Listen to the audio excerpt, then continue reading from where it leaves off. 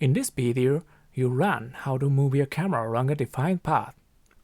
When combined with camera tracking, you can achieve cinematic camera work just like this.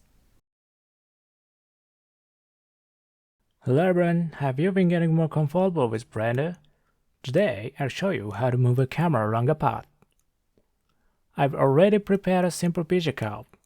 We'll use this curve as the path for our camera.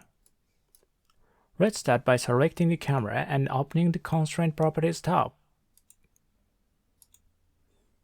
From the Add Object Constraint menu, choose Flow Path.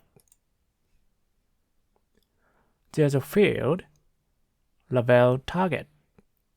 Click the eyedropper and pick a curved object, either in the 3D viewport or in the outliner. At this point, the camera probably won't sit on the path. To fix this, set all of the camera's location barriers to 0. Now, the camera is aligned with the path. Next, check Fixed Position.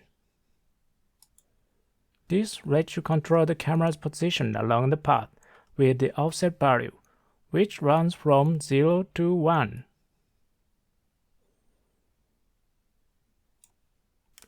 Let's animate it. Go to frame 1, set offset to 0, and press I key on offset factor to insert a keyframe.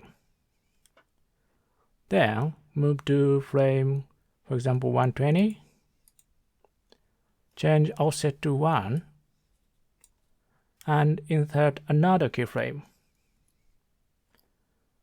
OK. Press the spacebar, and you'll see the camera smoothly traveling along the path over time. Finally, let's combine this with object tracking, which I explained in another video. In many cases, you'll want to use both together. Here, I'll set the camera to track a moving cube.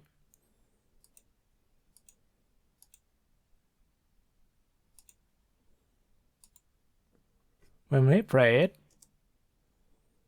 the camera follows the object while moving along the path.